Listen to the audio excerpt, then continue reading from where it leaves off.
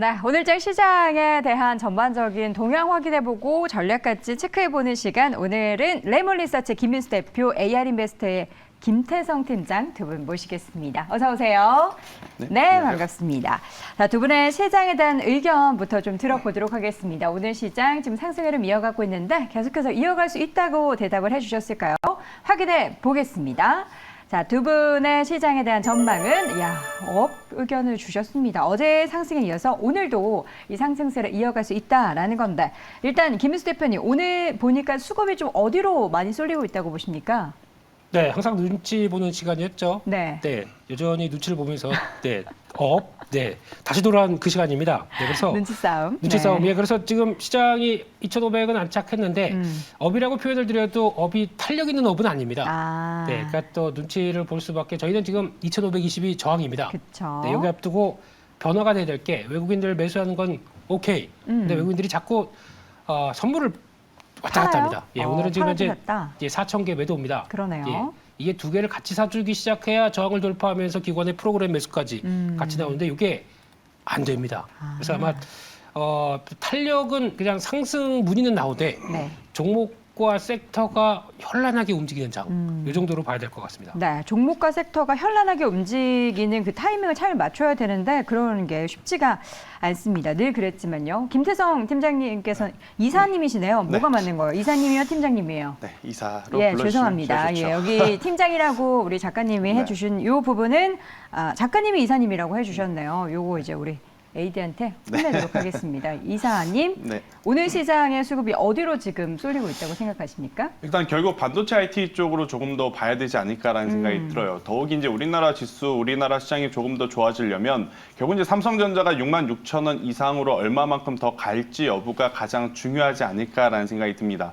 일단 1분기 시장을 이끌어왔던 쪽은 결국 2차 전지, 로봇, AI, 여러분들이 아마 가장 좋아했었던 변동성이 컸던 섹터라고 한다면 2분기, 3분기 저는 이 반도체 IT라든지 전기전자 쪽에서 이제 외국인 수급의 지속성 여부가 조금은 더 강하게 붙어줘야 된다라는 생각이 듭니다. 대신에 문제가 뭐냐면 반도체 IT가 강하다는 것은 삼성전자와 SK하이닉스만 강하다라고 또 풀이될 수 있거든요. 그러면 또 수급 블랙홀 현상이 1분기에는 에코프로에서 나타났는데 2분기에서는 이 두 기업으로 나타날 가능성이 높아요. 그러니까 어떤 종목을 가지고 있느냐에 따라서 기분이 좋으신 분들도 있겠지만 지수는 올라가는데 내 계좌는 왜 요지부동이야? 라고 또 생각하시는 분들이 많을 것 같아서 일단 종목에 조금 더 집중하는 매매 전략을 짜셔야 되지 않을까라는 의견 드리겠습니다. 네.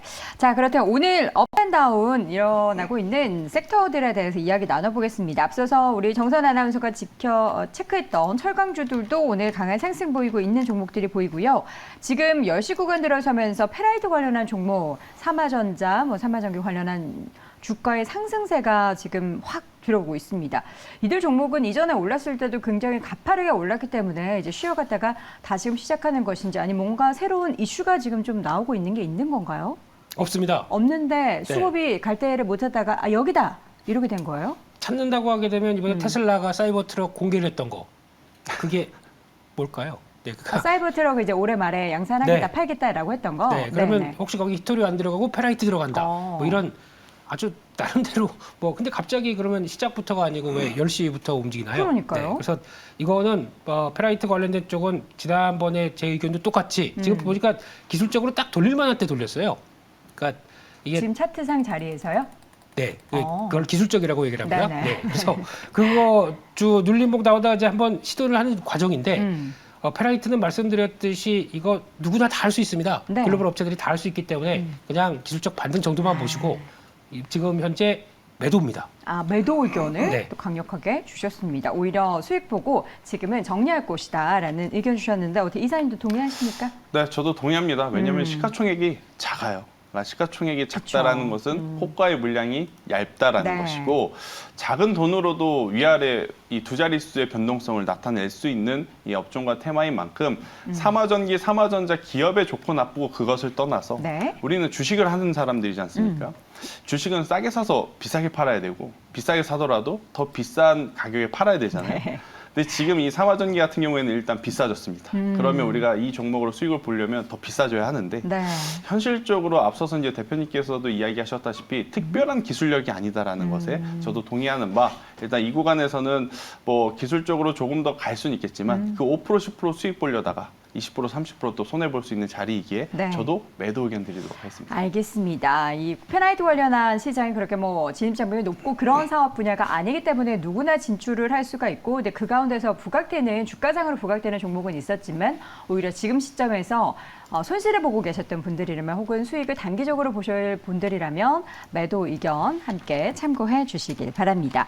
자, 오늘 기계 섹터의 강세가 나타나고 있습니다. 뭐 기계 섹터 강세 보이면은 관련된 종목 중에서 두산 밥켓이나 HD 현대 인프라코어 등의 종목들이 항상 좋았는데 최근에는 또 많이 올랐던 만큼 조정을 보였던 종목도 있습니다. 그 가운데 있어서 오늘도 기계업종의 강세 나타나고 있는데요. 실적이 찍히는 섹터 중에서 기계가 항상 빠지지 않았잖아요. 네. 여전히 하반기에도 기대할 만한 부분들, 그러니까 제 이야기는 실적을 잘 반영할 만한 주가의 움직임을 기대하고 계신가요? 네, 기계 섹터가 기계적으로 올라오는 분위기가 나오긴 하는데, 뭐 프로그램 매매가 들어오고 있나요? 예, 그냥 넘어가시고요. 네, 그래서 지금 이제 올라온 배경은 어제 캐터필라가 강세를 보였습니다. 네. 한 3%대 올라오다 보니까 그에 따라서 일단 반응하는 쪽이고, 근데 지금 그렇게 되면 뭐 HD 현대 인프라코. 네, 그렇죠. 헷갈리죠, 이게. 네, 그렇습니다. 저희 테스트하는 것 같습니다. 그쵸. 네, 그런 쪽에서 이게 약간 배경이 다른 게 이제 두산마켓 같은 경우는 근간이 미국 쪽이죠. 네. 그런데 이쪽은 아직 중국에 살아나는 것까지 약간 기대감도 반영되면서 움직였던 측면이 나오게 되면 일단 바라보는 거는 미국 쪽에 근간이 되는 쪽을 바라봐야 되지 않나, 그런 쪽으로 보는데, 하나 이제 이게 앞으로 좀 생각을 해봐야 될 문제는 부채한도 협상이 들어갑니다. 거기서 이제 혹시나 공화당이 원하는 대로 약간 이제 재정을 삭감을 하는 쪽으로 나온다. 네. 그럼 지금 것처럼 이어갔던 인프라 투자 확대되거나 아니면 또 여러 가지 신재생 에너지 확대되는 쪽이 약간 모멘텀이 꺾일 수도 있겠죠. 그렇게 되면은 아마 연관돼서 이어질 수 있는 이런 건설기계 쪽도 뭔가 영향을 받을 수는 있겠다. 라는 쪽으로 막연하게 네. 혹시나 싶어서, 그렇게 됐을 때는 이 관련된 종목들은 또 흔들릴 수가 있겠죠. 사실 실제로 그 네. 예산 안에서 인프라 투자를 조금 줄인다라고 하더라도 결국에는 시간 문제지 해야 할 거는 할 거 아닙니까? 이게 5년 안에 이만큼 하기로 했는데 한 10년 안에 이만큼 하자, 이런 게 되는 거 아닙니까? 그럴 때 이제 주가는 괜히 이제 그런 거 가지고 한번 또 휘청될 수 있으니까. 매출이 좀 줄어들 네. 수 있어서. 그러니까 괜히 갖고 있는 입장 쪽에서는 네. 짜증나는 거죠. 그럼 네. 두산밖에 만약에 부채한도 협상에서 예산이 인프라 쪽에서 줄어들었다라고 한다면 뭐 한 차례 수익 보고 계셨던 분들은 좀 일부 수량을 줄여야 되나요? 그러니까 지금 기조에서 전고점 넘어가느냐 마느냐 이런 자리긴 한데, 네. 일단 혹시나 넘어가서 들어온다라고 하게 되면 비중을 좀 줄였다가 출렁일 때 다시 좀 대응하는 게 어떨까라는 쪽에서 그냥 막연한 불안감입니다. 네. 네, 그런 쪽도 한번 살짝 언급드렸습니다. 어떻게 이사님 함께 불안해하고 계신가요? 저는 그냥 더 가져가시는 게 괜찮다. 훨씬 실적 더 좋다. 낫지 않을까. 일단 두산 밥켓이 그동안에 가지고 있었던 이 아킬레스건은 오버행 이슈였는데 네. 오버행 이슈까지 지금 다 털어냈고 미국은 지금 공사 중입니다. 네, 중국은 아직 공사 전인데 네. 미국은 지금 공사 중이기 때문에 네. 두산 밥켓과 같은 인프라 관련주들 지금보다 더 좋은 위치에서 저는 매도를 노려보시는 게 더 맞지 않을까라는 생각이 들어서요. 네? 팔라고요?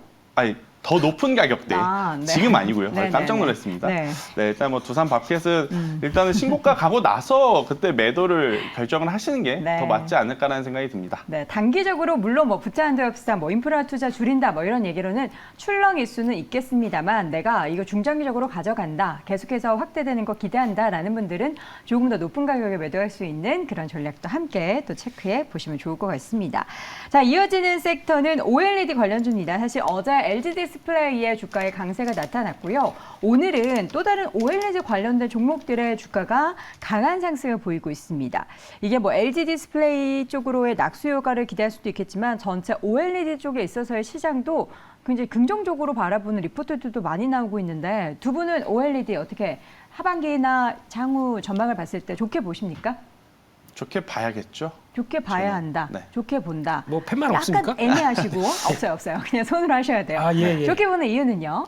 네, 일단 오늘 나왔던 뉴스는 하루 단위로 계속 좋은 얘기 나오네요. 맞아요. 매일매일. 어제 뭐 삼성에서 이매진, 네.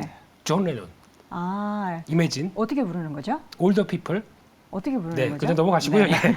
근데 이게 또 마이크로 LED 관련된 쪽입니다. 네. 네, 그런 쪽에서 성과를 냈다게 하게 되면 이제 지금까지는 아마 어제까지는 이제 LG 디스플레이 쪽과의 뭐 연관성 그리고 또 애플을 바라보자라는 쪽에서 지금은 또 초소형 LED, OLED 쪽으로 네. 들어가는 이런 변화를 봤었을 때 아, 삼성이 많이 신경을 쓰는구나라는 쪽이 어떤 해답이 나올 수 있을 것 같고요. 근데 이쪽은 항상 저희가 2월 달 때도 그랬었죠. 네. 간다 하다가 잠깐 가다가 또 우르르. 그래서 또다시 지금 이번에도 어떻게라고 하고 있는데 근데 가장 중요한 사실은 그거 같습니다. 삼성이 이제 8.6세대 네. 디스플레이 쪽을 이제 투자를 본격적으로 하기 시작하면서 나오는 변화는 일단 이제 어디 매출처가 확정이 됐다라고 하는데 개인적으로는 애플이 거의 그 얘기를 해주지 않나라는 쪽에서 항상 저희가 그렇죠. 네, 또다시 움직이면 또 들이대봐야 되는 이런 구간인 것 같아서 네. 계속 관심은 가져야 될 것 같습니다. 시장이 다양해지고 있습니다. 사실 사용이 되는 그 영역 분야도 더 커지고 있고 새로운 디바이스도 많이 나오기 때문에 이 OLED 쪽에 있어서의 시장의 기대감을 계속해서 많이 시장이 노출이 됐지만 주가에는 실질적으로 반영이 많이 못 되는데 최근에는 주가에 바로바로 또 반영이 되는 것 같아요. 그렇게 또 반영된 아니에요? 건 아닌 것 같아요. 저는 좀 네. 되는 것 같아서. LG 디스플레이가 LG전자에 돈까지 빌렸는데 네. 돈 빌려놓고 지금 뚜렷하게 뭔가 성과를 낸 상황이 안 하고 있나요? 아니라서 투자자분들이 이제 고민을 할 때인 것 같습니다. 네. 도대체 뭘 하겠다는 건가라는 생각이 들 수도 있지만 그래도 이제 OLED 같은 경우에는 지금 계속해서 적용 범위들이 늘어나고 있죠. 기존 이 모바일 IT 여기 이제 전장 산업까지 이제 붙어서 중장기적으로는 충분히 커져 나갈 수 있다라고 좀 보여지지만 여기 리스크는 있는 것 같습니다. 만약에 애플이 자체적으로 OLED 패널을 개발하면 혹은 중국이 또 LCD, LED 시장에서 치고 올라온 것처럼 OLED 시장에서도 또 치고 올라오면 이러한 불안감이 있기 때문에 저는 이 OLED 관련 기업들을 보실 때 정부 정책과도 한번 같이 엮어서 보셔야 될 것 같아요. 그러니까 정부에서 어떠한 보조금 혜택이라든지 세액 공제를 해주는 그 정책들이 나오게 된다라고 하면 저는 그때 더 강하게 갈 수 있다 생각이 들거든요. 그래서 이제 이 OLED 디스플레이 관련주들은 중장기적으로 보시는 게 지금 가장 좋지 않을까라는 게 들어보도록 하겠습니다. 지금 당장 기대하는 것보다는 좀 장기적인 시각을 갖춰야 된다라는 건데 최근에 이슈가 많이 터져도 아직은 조금 더 확인해 봐야 된다라는 그런 관점이신 거네요, 이사님은. 네, 일단 뭐 그것도 그렇고 그럼에도 아마 투자자분들은 좀 빨리 가는 종목 찾을 것 같아요. 오늘도 막 그쪽에는 종목 그렇죠. 따라가시는 분들 많으실 거예요. 그러면 아마 김민수 대표님은 힘스라는 종목을 또 말씀을 하실 것 같은데 네. 저는 야스라는 기업을 한번 관심 있게 보자라는 의견 드려보도록 야스와 하겠습니다. 맞아요, 힌스? 맞습니까? 네, 맞습니다. 예. 어떻게 알고 계세요? 두 분 사귀세요? 야스와 힌스. 그러면 종목 얘기 안 들어볼 수 없습니다. 우리 이사님께서도 네. 다 알고 있는 뭐 국민 김민수 대표의 공략주입니까? 힌스를 왜 좋아하세요? 네, 공교롭게도 네. 뭐 프로에서 같이 하다 보니까 이렇게 나왔던 건데 그렇군요. 원래는 탄력은 SNU입니다. 네, 증착 장비의 강자 네. 서울 내셔널 유니버시티 SNU. 네. 네, 이게 그래도 이만큼 올라왔고, 근데 힘쓰는 삼성 쪽의 OLED 관련된 인장기 네. 이쪽에 독점하는 회사입니다. 오. 인장기가 뭐냐면은 증착 장비 쪽에서 FMM이라고 하는 게 파인 메탈 마스크가 있거든요. 이 FMM 쪽에 이걸 고정하는 틀을 보시면 되는데, 네. 그러니까 이게 정확하게 딱 틀을 맞춰놔야 이 증착이 잘 되거든요. 그쪽 네, 그런 게 있습니다. 네, 예, 네, 네. 그렇게 됐을 때 가히 독점을 하는데 이번에 만약에 8.6세대 투자 확정이 돼서 이제 들어가기 시작하게 되면 아마 그동안에 부진했던 사이클을 또 마치고 네. 대표적으로 나올 수 있는 종목이기 때문에 예, 이게 제일 낫지 않나 싶습니다. 어제부터 주가가 힘쓰네요. 이거 하고 싶었습니다. 어제부터 주가가 힘을 쓰고 있습니다. 오늘은 7%나 오르고 있는데 워낙에 좀 이렇게 조정을 보였다가 바닥권에서 올라가서 추가적인 상승도 좀 기대를 해볼 수 있겠네요. 근데 네. 지금 바로 따라가기엔 또 오늘 7%라서 장대 양봉이라서.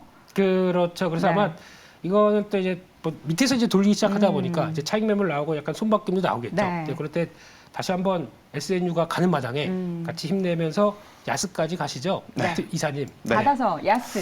일단 만약 단기적으로 본다면 네. 힘스 같은 경우에는 아무래도 이제 바닥에서 올라오는 구간이라서 네, 올라옴에 있어서 어느 정도 부침은 조금씩 있을 겁니다. 근데 이제 야스는 최근에 이제 대량 거래량들이 좀 동반한. 그러네요. 그러니까 야스는 힘스와 거의 비슷한 기업이다라고 좀 보시면 되는데, 그러니까 기술적으로 차트가 조금은 더 이 우상향 정배열 위치에 먼저 안착되어 있기 때문에 만약 상승 탄력도가 나온다면 저는 야스가 좀 더 강하게 나오지 않을까. 대신에 편안하게 살 수 있는 것은 김 대표님의 힘쓰다라는 의견 한번 드리겠습니다. 알겠습니다. 힘스와 야스, 야스와 힘스 관련된 탑픽 종목으로 또 함께 제시가 됐으니까요. 여러분 참고해 보시기 바랍니다. 자, 마지막으로 반도체 장비주 오늘 또 상승세 보이고 있습니다. 장비주. 과연 반도체 얘기 나왔을 때마다 우리 시청자분들의 표정이 저는 이미 그려집니다. 인상 쓰고 계시는 분들 많으실 것 같은데 이제 좀 인상은 펼만한 좋은 이야기들 어떻게 좀 나올 수 있겠습니까? 네, 저한테 넘기시는군요. 네. 네, 그래서 반도체 쪽은 뭐 다 아시는 것처럼 네. 뭐 이런 때 잘 갖고 나중에 사이클 돌 때 팔자라고 하는 아이디어는 똑같고요. 게다가 장비 쪽은 2021년도 이후부터 네. 글로벌 다 이제 리쇼어링하고 우리 돈 줄 테니까 와서 지어주세요라고 하다 보니까 팹이 29개가 늘었습니다. 글로벌 전반적으로 유럽, 미국 다 이렇게 늘어나기 시작하게 되면 팹만 지금 뭐 합니까? 장비 들어가야겠죠. 아마 예전 사이클보다 개인적으로는 더 큰 사이클이 올 수 있겠다라는 쪽에서 주목을 하는데 이번 실적 보다 보니까 눈에 띄는 게 이번에 비포 마켓, 애프터 마켓은 대충 아시죠? 네. 비포 마켓은 그러니까 장비 회사 들어가고 그다음 메이커로 들어가는 거, 그 애프터 마켓은 그냥 들어가는 거. 네. 근데 중간에 안 걸치고 들어가 업황이 어렵다 보니까 그냥 바로 애프터 마켓 쪽으로 들어가는 회사들이 조금 더 성과를 내기 시작한다라고 하게 되면 이번에 관련된 내용들 봤었을 때 이런 회사들이 더 실적이 업황이 안 좋은데도 좋았더라고요. 그런 거 봤었을 때 아마 그냥 포커스 링, SIC 링 관련된 쪽을 본다라고 하게 되면 원래 둘 다 들어가는 회사가 원익QNC. 네. 근데 선방했죠. 근데 애프터마켓으로 전담하는 회사가 월덱스. 월덱스와 이름이 헷갈려. KNJ 이런 회사들. 이런 거는 훨씬 더 낫지 않나라는 쪽에서 지금 나오는 패턴들 조금 더 눈여겨보자 이렇게 말씀드리겠습니다. 좀 의미를 부여하고 계시는데 장비주를 이제 이사님께서도 괜찮다라고 보시면 힘이 실릴 것 같습니다. 어떻게 하시는 거 보니까 약간 아직은 아닌가 봐요. 조금 아쉽습니다. 일단 반도체는 결국 네. 2분기 실적 발표까지 보셔야 될 것 같아요. 아직은 아니다. 그러니까 제 1분기 실적 발표 이후에 우리가 생각한 것보다 실적이 네. 안 좋았던 장비주들 많았어요. 그러니까 상식적으로 우리가 보면 공장을 지으면 그 공장 안에 당연히 장비가 들어가야 하기에 장비 많이 팔릴 거다라고 생각을 했는데 아직까지는 뚜렷한 성과가 나오지 않는 상황.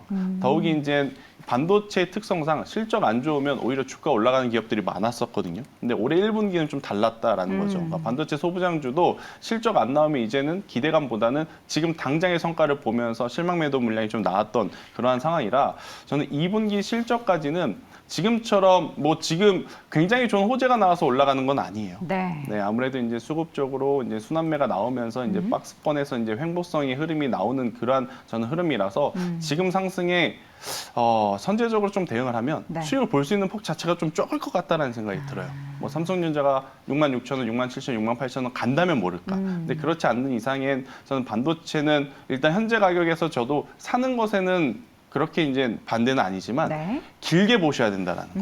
네, 그래서 뭐 당장 다음 주에 다음 달에 뭐 추가적인 상승을 노리는 것은 반도체는 현실적으로 좀 어렵지 않나라는 의견 드려보도록 하겠습니다. 네. 두 분의 의견이 약간 시기상으로는 엇갈림이 있기는 하지만 그래도 계속 지켜보자. 그리고 지켜보는데 지금 접근하면서 지켜보다는 2분기 실적 발표 이후부터 조금 더 시기를 미루자라는 의견이니까요. 요 시기적인 조절을 잘 염두에 두시길 바랍니다. 자, 이렇게 해서 오늘 시장 이야기 쭉 나눠봤고요. 오늘의 시간 레몬리서치의 김민수 대표, AR인베스트의 김태성 이사 함께했습니다. 두 분 고맙습니다.